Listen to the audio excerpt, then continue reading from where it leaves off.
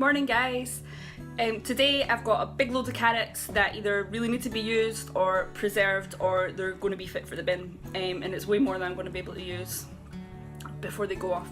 So I've decided to preserve them and I'm going to can them today, so I thought I would take you along and let you see my process of canning carrots. Let's go!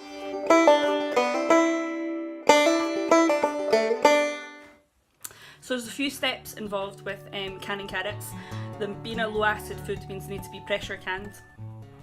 So first I wash them, peel them, top and tail them, cut them, and then they go into my jars cold, into clean jars cold. I'm cold packing, so they go into cold.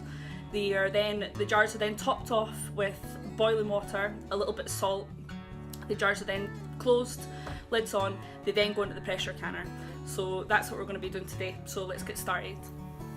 So when pressure canning, I like to have all my stuff set up, ready to go, so it's a bit of a production line. I start off by washing my jars. I don't sterilise them, there's no need to sterilise them. They'll be sterilised during the canning process, but you want them to be very clean and you want them to be hot because you don't want to be putting hot liquids into a cold glass. You're going to risk cracks. So hot, clean. I've also got my lids here. These are wide mouth jars, so I need wide mouth lids and wide mouth rings. I've got my pressure canner on the stove, it's heating up. Lid's not shut yet because I don't want to be pressurising the inside yet, but I want it to be getting hot so it's ready to go. I've also got a big pot of hot water. This is what I'm going to use for topping off the jars once the carrots are in. I've got my carrots all ready to go. I've got another big bunch on the other counter. I've got my chopping board, my peeler, my knife, and a bowl for scraps. And I've also got my salt ready to go in the jars. So that's everything I need ready to go, so let's get started. So first things first, we're going to prep our carrots. Top and tail them. Put scraps into this bowl for the rabbits will get a little bit of it and the rest will go into the compost. I'm using my little finger peeler. I've spoken about this before, I love this thing. I'll leave a link down below for where you can buy it. But this is really quick and really handy, especially for things like carrots. That easy. Just to peel them. Just like that. And then cut your carrots. It's really up to you how you want to cut them. Cut them to what you'll use the most of. I use a lot of sliced carrots because I use them in stews and soups, things like that. So I'm going to slice them, but you could dice them, you could cut them into batons if that's what you use. You could do a mixture as well. I might do a few jars of batons as well because they're always handy to have just for sides. But mostly I use the sliced carrots, so that's what I'm going to preserve them as.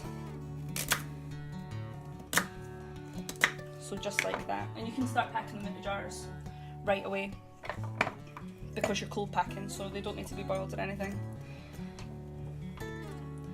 Now you want to pack these quite tightly, but leave about an inch of headspace for carrots. If you've got a headspace measurer, you can use that to check, but I know on these jars it's about to this line, so that's roughly where I fill them up to. So I'm going to go ahead, I'm going to prep all these carrots, I'm going to put them all in jars, and then we'll come back and have a little look at the next stage. So guys, that's all our jars filled with carrots. They're then being topped off with hot water with a little bit of salt, so I'm just going to finish the last two here. So just a tablespoon of salt on top. I'm using kosher salt because it's non-iodized, but any non-iodized salt works well. You don't want to use an iodized salt because iodine can leave a bit of a funny taste in canned goods. It can also make the liquid cloudy, so try and stick to a non-iodized or kosher salt if you can get it. So a bit of salt on top, put your salt on first, then top off with your water because the water will dissolve the salt and carry it down through the rest of the jar. So just very close to boiling water. Fill that off to your 1 inch headspace.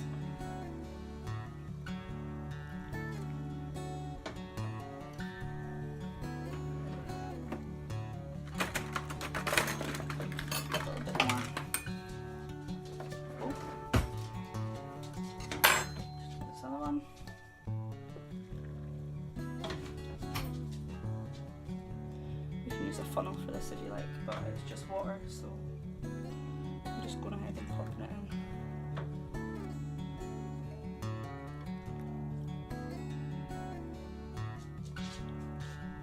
Just there. Then use, if you've got the spacer tool, that'd obviously be better. I have no idea where mine is, so I'm just using a knife. Just go around the sides and make sure there's no air bubbles trapped in there. And if there is, and the level goes down, the air comes out, just top it off very slightly. There we go. Now we pop our, at first you want to give the corners of the jar, the edges of the jars a quick wipe, just to make sure there's no residue on here. This top edge has to be really clean. These are the lids you're using, and you can see this rubber band. That's what creates your seal. So if you've got any residue of anything on there, it's going to affect your seal and can stop the jar sealing properly, which we don't want. This is just going to be water and salt at the worst that's on here, so I'm just using hot water on my cloth. But if you're using anything, if you're canning anything greasy, like stews, anything fatty, I use a mixture of hot water and vinegar to wipe it down, just to make sure that fat residue isn't going to affect my seal. So, nice clean rims, pop our lids on, pop our bands on.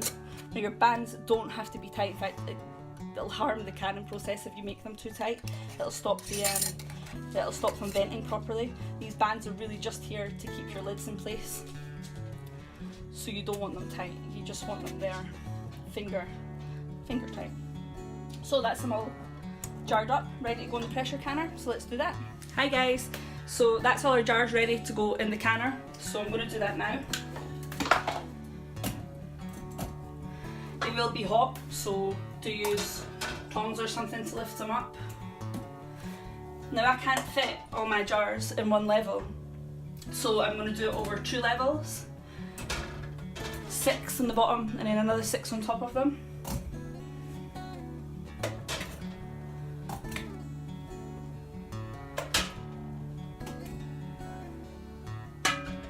I can fit 7 in here, so I'm going to pop 7 on the bottom.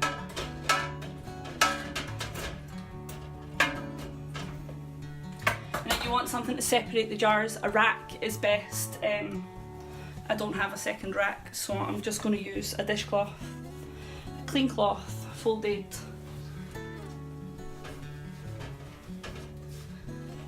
Put it on top of that level of jars and then put your others on top.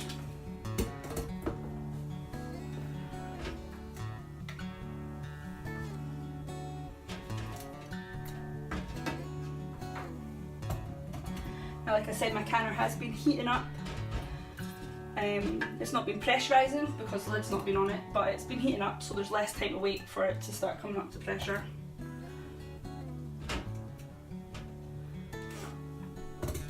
So that's 12 jars in there comfortably, room for a few more as well, we had a few more.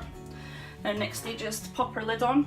So before you pop your lid on, I always check my seal's intact, check there's no tears in it, there's no kinks, that it's not slipped out.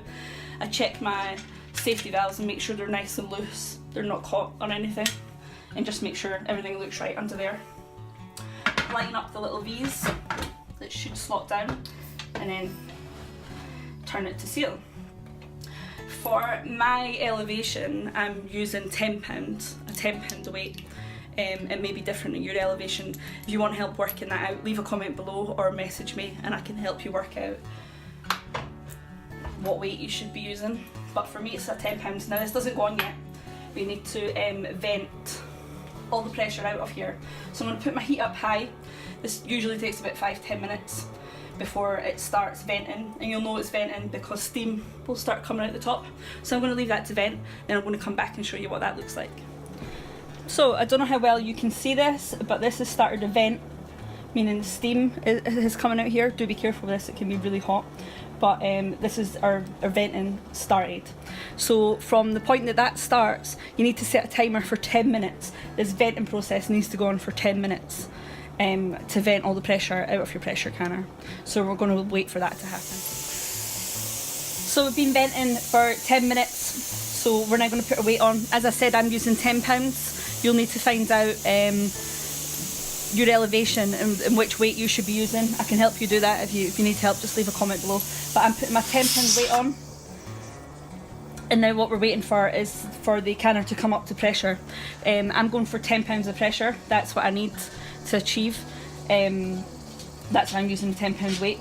So I'm waiting for my weight to start jiggling like this. I can also use the gauge as a backup, but primarily I'm using the weight to tell me when we're there. So what I want to happen is for this to come up to 10 pounds of pressure. I'm then going to lower the heat on my hob to keep it about 10 pounds of pressure, and I'm then going to start my timer. But we'll let that come up to pressure and then we'll come back and have a look.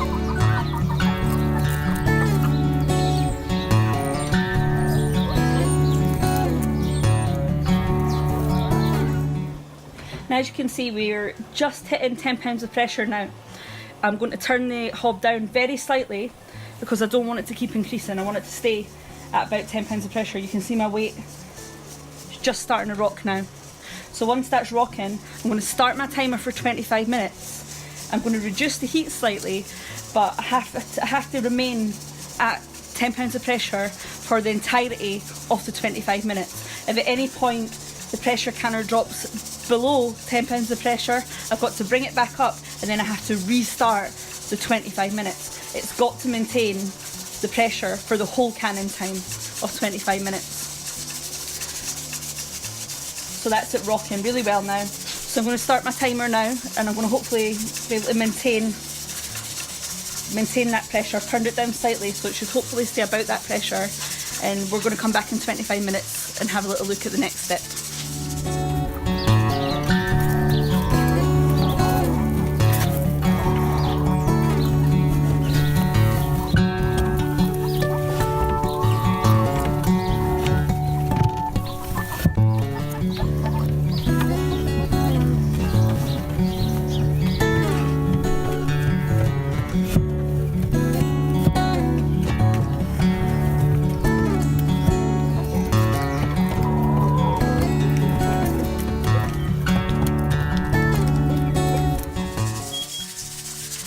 So we've maintained pressure at 10 pounds for 25 minutes. So all we're going to do now, turn our timer off, we're going to turn our hob off, and we're going to let the pressure come right down to zero.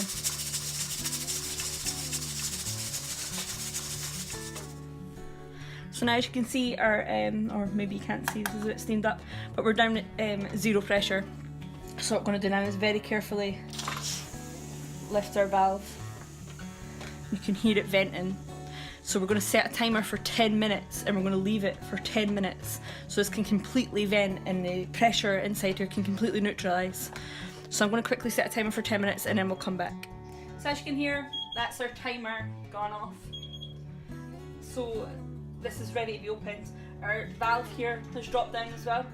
Lets us know that there's no pressure. There's no feeling of any air coming out here, so check all that first. And then very carefully slide it, and then very slowly open it away from you, because if there is any steam still in there, it's going to shoot up, and you want it to shoot up in that direction, not into your face. So very carefully open that away from you. Now you want to have something to put your jars on that's not your counter. Apart from the fact that the jars are really hot and I'll probably burn your counter, you also don't want to thermal shock them by putting them on a cold surface. So I use these bamboo boards.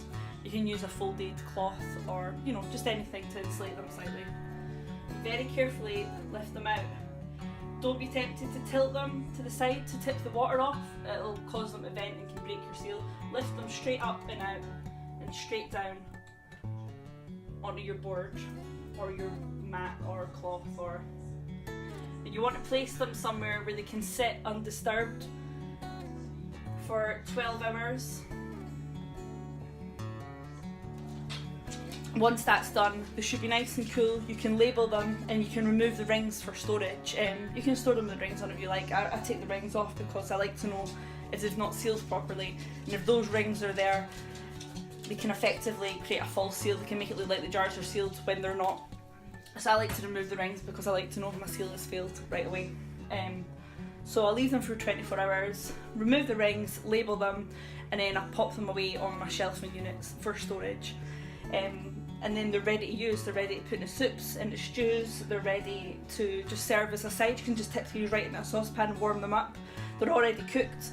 They're cooked during the canning process, so they're already cooked, so they're actually edible right out the jar, and they'll store really indefinitely. I mean, the shelf life is supposed to be a year, but if they're sealed properly, they're sealed, you know, the same as if you bought a can. They're shelf stable for quite a long time. I've heard about people eating them after 10-15 years, so that's how I can carrots. I'm going to be doing a few more canning videos over the next few weeks, so if you're interested in this, or there's anything specific you'd like to see, drop me a comment. And if you'd like to see more of my canning videos, make sure you subscribe and hit the bell button. And thank you for watching. Thanks for joining me. See you next time.